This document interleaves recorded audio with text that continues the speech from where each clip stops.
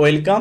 আমরা এখন ICDS exam প্রিপারেশনের জন্য গুরুত্বপূর্ণ 35টি কোশ্চেন, যেগুলো এক্সামের জন্য খুবই দরকার, এক্সাম ওরিয়েন্টেড কোশ্চেন আজকে আলোচনা করা হবে। মনোযোগ সহকারে প্রথম থেকে শেষ পর্যন্ত এই ক্লাসটি করবে। তোমরা জেনারেল স্টাডিজের পাশাপাশি child development, nutrition and health এই জায়গাগুলো কিন্তু তোমাকে পড়তে হবে। এমসিকিউ কোশ্চেন আমি বিস্তারিত উত্তর সহ ডিটেলসে বলে দেব, তো তোমরা অবশ্যই ক্লাসটি শেষ পর্যন্ত দেখবে। আর অবশ্যই আইসিডিএস এক্সাম প্রিপারেশন এই অ্যাপটি গুগল প্লে স্টোরে রয়েছে, অ্যাপটি ইনস্টল করবে। তোমাদের সিলেবাস অনুসারে সম্পূর্ণ বিনামূল্যে তোমরা এখানে কোশ্চেন অ্যান্সার প্র্যাকটিস করতে পারবে। আইসিডিএস এক্সাম প্রিপারেশন এই লোগো দেখে গুগল প্লে স্টোর থেকে এই অ্যাপটি ইনস্টল করবে। তো চলো আজকের ক্লাস শুরু করি। প্রথম কোশ্চেন, অঙ্গনারী কেন্দ্রে শিশুদের পুষ্টির অবস্থা এবং বৃদ্ধি মাপার জন্য যে চার্ট ব্যবহার করা হয় তার নাম কি? অঙ্গনারী কেন্দ্রে শিশুদের পুষ্টির অবস্থা এবং বৃদ্ধি মাপার জন্য যে চার্ট ব্যবহার করা হয় সেটাকে আমরা বলি বৃদ্ধি তালিকা, বা যেটাকে আমরা গ্রোথ চার্ট বলে থাকি। তাহলে গ্রোথ চার্ট বা বৃদ্ধি তালিকা বলা হয়। নেক্সট, প্রোটিন এবং ক্যালোরি উভয়ের তীব্র অভাবে শিশুদের দেহে কোন রোগটি দেখা যায়?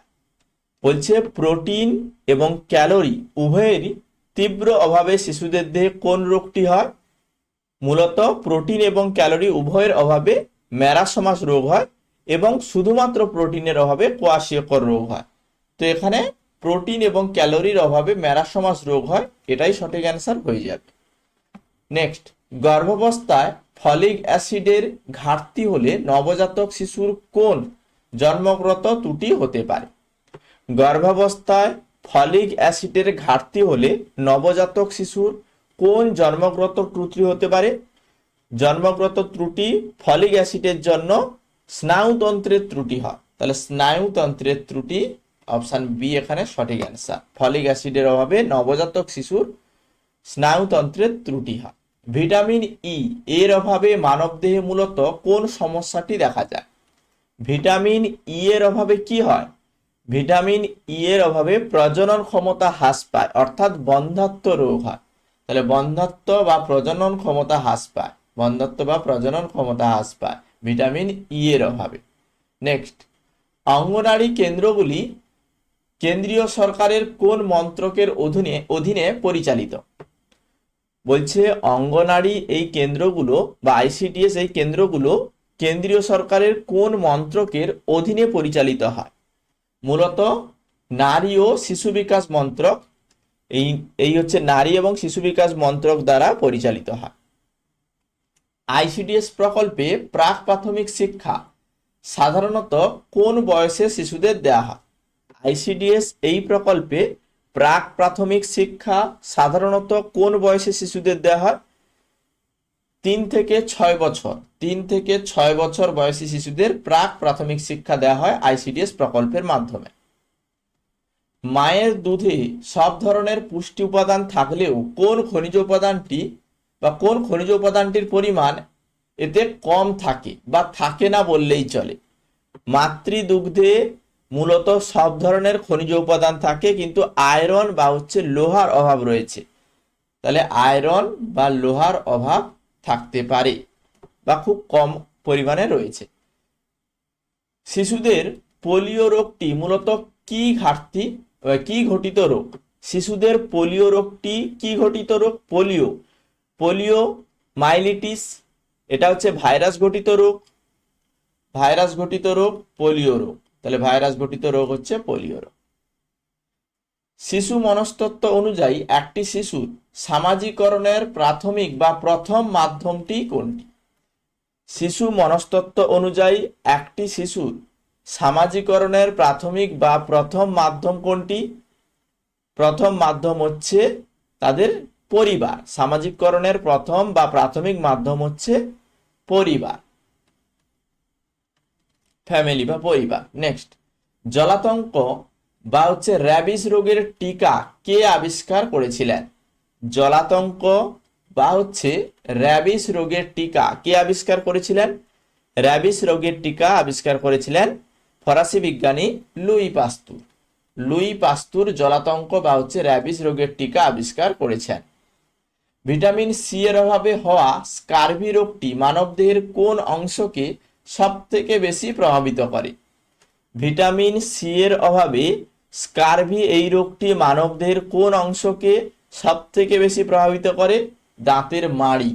তাহলে দাঁতের মাড়ি এখানে রাইট অ্যান্সার হয়ে যাবে। স্কারভি রোগ হলে দাঁতের মাড়ি ফুলে যায়। পরবর্তী প্রশ্ন, গর্ভবতী মহিলাদের রক্তাল্পতা রোধে যে আইএফএ বড়ি দেওয়া হয় তাতে মূলত কি কি উপাদান থাকে? গর্ভবতী মহিলাদের রক্তাল্পতা রোধে আইএফএ বড়ি দেওয়া হয় তাতে মূলত কি উপাদান থাকে? IFA iron and folic acid, যেটা মূলত আয়রন এবং ফলিক অ্যাসিড রয়েছে আইএফএম বডিতে। তাহলে আয়রন এবং ফলিক অ্যাসিড এটাই সঠিক অ্যান্সার। ভিটামিন ডি এর রাসায়নিক নাম কি? ভিটামিন ডি এর রাসায়নিক নাম, ভিটামিন ডি এর রাসায়নিক নাম হচ্ছে ক্যালসিফেরল। ক্যালসিফেরল ভিটামিন ডি এর রাসায়নিক নাম। ঠিক আছে।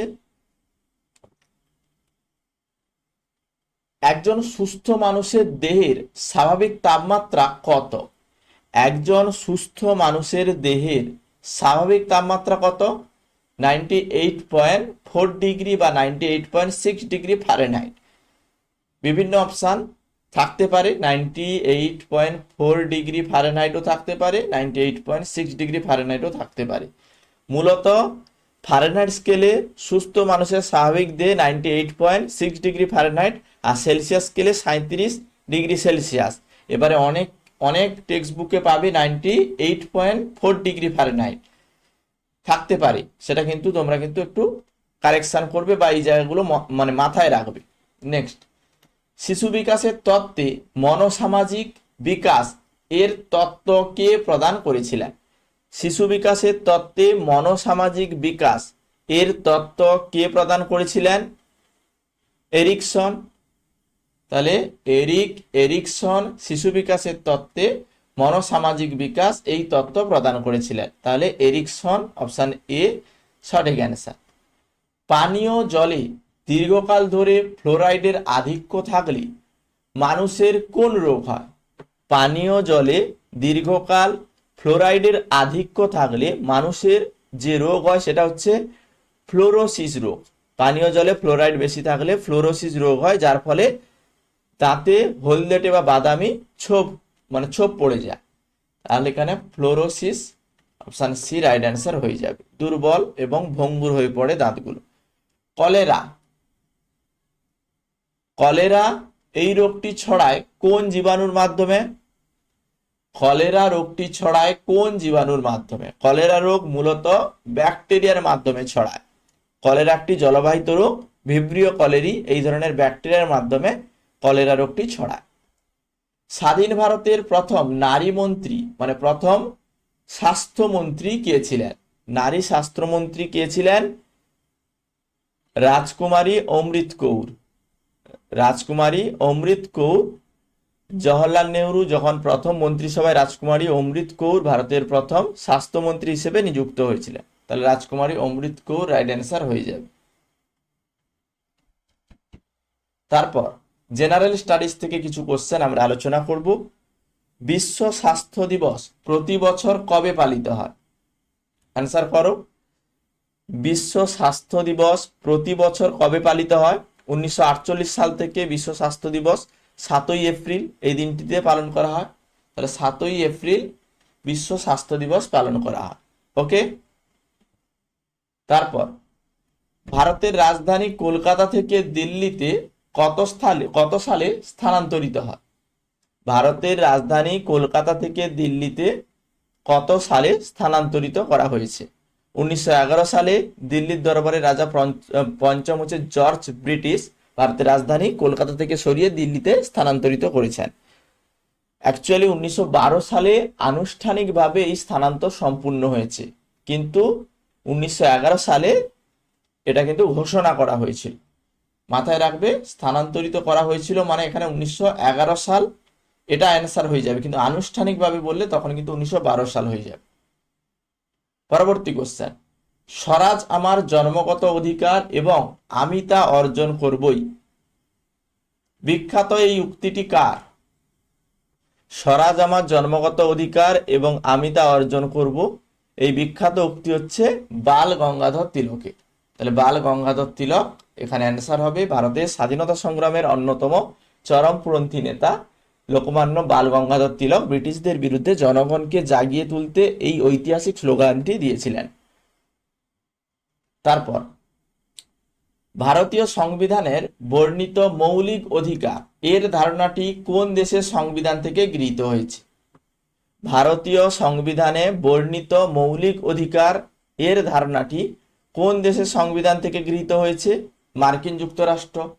তাহলে মার্কিন যুক্তরাষ্ট্র এখানে অ্যান্সার হবে। সংবিধানে পার্ট 3 এ বর্ণিত মৌলিক অধিকারের ধারণাটি আমেরিকান সংবিধান মানে হচ্ছে সংবিধান, এই আমেরিকান সংবিধান থেকেই নেওয়া হয়েছে। এখানে বর্তমানে ভারতের সংবিধানে টোটাল 6টি মৌলিক অধিকার রয়েছে। নেক্সট, অ্যান্টিবায়োটিক পেনিসিলিন কে আবিষ্কার করেন? অ্যান্টিবায়োটিক পেনিসিলিন কে আবিষ্কার করেন? Alexander Fleming. কত সালে? 1928 সালে। তাহলে আলেকজান্ডার ফ্লেমিং অ্যান্টিবায়োটিক পেনিসিলিন আবিষ্কার করেছেন। ভারতের নীতি আয়োগ এর পদাধিকার বলে চেয়ারম্যান কে হন? ভারতের নীতি আয়োগ, এই নীতি আয়োগের পদাধিকার বলে চেয়ারম্যান কে হন? অ্যাকচুয়ালি যোজনা কমিশনের বদলেও 2015 সালে যোজনা কমিশনের পরে ভারতের প্রধানমন্ত্রী সর্বদা কিন্তু এর পদাধিকার বলে চেয়ারম্যান অধ্যক্ষ হয়ে থাকেন। অ্যাকচুয়ালি আগে ছিল যোজনা কমিশন, পরে হয়েছে নীতি আয়োগ। ঠিক আছে, তাহলে প্রধানমন্ত্রী রাইট অ্যান্সার এখানে হবে। স্বাধীন ভারতের পঞ্চায়েতি রাজ ব্যবস্থা সর্বপ্রথম কোন রাজ্যে প্রবর্তিত হয়? স্বাধীন ভারতে পঞ্চায়েতি রাজ ব্যবস্থা সর্বপ্রথম কোন রাজ্যে প্রবর্তিত হয়? রাজস্থানে। 1959 সালে 2রা অক্টোবর মহাত্মা গান্ধীর জন্মদিনে রাজস্থানে নগর জেলায় ভারতের প্রথম ত্রিস্তরীয় পঞ্চায়েতি রাজ ব্যবস্থা উদ্বোধন করেন এবং তৎকালীন প্রধানমন্ত্রী জওহরলাল নেহরু এই সময় কিন্তু পঞ্চায়েতি রাজ ব্যবস্থার প্রথম প্রবর্তন করেছিলেন। তাহলে 1959 সালে রাজস্থানে পঞ্চায়েতি রাজ ব্যবস্থা সর্বপ্রথম প্রবর্তিত হয়। তো এখানে রাজস্থান অ্যান্সার হয়ে যাবে। মানুষের রক্তের রং লাল হয় কোন উপাদানের উপস্থিতির কারণে? মানুষের রক্তের রং লাল হয় কোন উপাদানের উপস্থিতির জন্য? অ্যাকচুয়ালি রক্তের রং লাল কেন? হিমোগ্লোবিনের কারণে। হিমোগ্লোবিনের কারণে, অর্থাৎ লোহিত রক্তকণিকা হিমোগ্লোবিন রয়েছে বলে মানুষের রক্তের রং লাল। অসমের কাজিরাঙ্গা জাতীয় উদ্যান কোন প্রাণী সংরক্ষণের জন্য সারা বিশ্বে বিখ্যাত? অসমের কাজিরাঙ্গা জাতীয় উদ্যান কোন প্রাণী সংরক্ষণের জন্য সারা বিশ্বে বিখ্যাত? একশৃঙ্গ গন্ডার। অসমের কাজিরাঙ্গা জাতীয় উদ্যানে একশৃঙ্গ গন্ডার পাওয়া যায়। মানুষের পাকস্থলীতে খাদ্য পরিপাকের জন্য প্রাকৃতিকভাবে কোন অ্যাসিড নিঃসৃত হয়? মানুষের পাকস্থলীতে খাদ্য পরিপাকের জন্য প্রাথমিকভাবে কোন অ্যাসিড নিঃসৃত হয়? HCl বা হচ্ছে হাইড্রোক্লোরিক অ্যাসিড নিঃসৃত হয়। পাকস্থলীর অক্সিনটিক কোষ থেকে হাইড্রোক্লোরিক বা HCl নিঃসৃত হয়। পশ্চিমবঙ্গের রাজ্য বৃক্ষ, এই রাজ্য বৃক্ষের নাম কি? পশ্চিমবঙ্গের রাজ্য বৃক্ষ ছাতিম, আর ভারতের জাতীয় বৃক্ষ বট। তো এখানে ছাতিম হয়ে যাবে যেহেতু রাজ্য বৃক্ষের কথা বলেছে, স্টেট ট্রির কথা জানতে চেয়েছে। আমাদের সৌরজগতের সব থেকে বড় গ্রহ কোনটি? আমাদের সৌরজগতের সব থেকে বড় গ্রহের নাম বৃহস্পতি। বৃহস্পতি হচ্ছে আমাদের সৌরজগতের সব থেকে বড় গ্রহ, আয়তন এবং ভরের দিক থেকে বৃহস্পতি সব থেকে বড়। ডক্টর BR আম্বেদকরের ভারতীয় সংবিধানের কোন ধারাটিকে সংবিধানের হৃদয় ও আত্মা বলে উল্লেখ করেছেন? ডক্টর BR আম্বেদকর ভারতীয় সংবিধানের কোন ধারাটিকে সংবিধানের হৃদয় ও আত্মা বলে উল্লেখ করেছেন? 32 নম্বর ধারা, যেখানে সাংবিধানিক প্রতিবিধানের অধিকারের কথা বলা হয়েছে। তাহলে 32 নম্বর ধারা এখানে অ্যান্সার হবে। ভারতের মহাকাশ গবেষণা সংস্থা ইসরো, এই ইসরোর সদর দপ্তর কোথায় অবস্থিত? ইসরোর সদর দপ্তর কোথায় রয়েছে? বেঙ্গালুরুতে রয়েছে। বেঙ্গালুরুতে ইসরোর সদর দপ্তর রয়েছে, যেটা 1969 সালে প্রতিষ্ঠিত হয়েছে। ঐতিহাসিক সিপাহী বিদ্রোহ বা ভারতের প্রথম স্বাধীনতা সংগ্রাম কত সালে সংগঠিত হয়? ঐতিহাসিক সিপাহী বিদ্রোহ বা ভারতের প্রথম স্বাধীনতা সংগ্রাম, যেটা 1857 সালে ব্রিটিশ শাসক এবং শোষণের বিরুদ্ধে ভারতীয় সেনা এবং সিপাহীরা এই বিশাল বিদ্রোহ করেছিল। তাহলে 1857 সাল অ্যান্সার হয়ে যাবে। বিখ্যাত স্থাপত্য গেটওয়ে অফ ইন্ডিয়া ভারতের কোন শহরে অবস্থিত? বিখ্যাত স্থাপত্য গেটওয়ে অফ ইন্ডিয়া ভারতের কোন শহরে অবস্থিত? মুম্বাইতে অবস্থিত, মুম্বাই। 1911 সালে রাজা পঞ্চম জর্জ এবং রানী মেরির ভারত আগমনে স্মরণীয় করে রাখতে মুম্বাইয়ে আরব সাগরের তীরে গেটওয়ে অফ ইন্ডিয়া নির্মাণ করা হয়েছিল। বঙ্কিমচন্দ্র চট্টোপাধ্যায় রচিত ভারতের জাতীয় গীত বন্দে মাতরম কোন উপন্যাসের অন্তর্গত? কোন উপন্যাসের অন্তর্গত? বঙ্কিমচন্দ্র চট্টোপাধ্যায় রচিত ভারতের জাতীয় গীত বন্দে মাতরম আনন্দমঠ। তো আনন্দমঠ অ্যান্সার হয়ে যাবে। ঠিক আছে, তাহলে টোটাল 35টি কোশ্চেন আমরা আজকে আলোচনা করলাম। আইসিটিএস এক্সাম প্রিপারেশানে তোমরা অবশ্যই কোশ্চেন অ্যান্সারগুলো প্র্যাকটিস করবে। যারা এখনো ICTs exam preparation app install করনি, সম্পূর্ণ বিনামূল্যে তোমরা এখানে কোশ্চেন অ্যান্সার প্র্যাকটিস করতে পারবে তোমাদের সিলেবাস অনুসারে। তো এখান থেকে পরপর প্র্যাকটিস সেট 1, 2, 3 করে এইভাবে দেওয়া রয়েছে।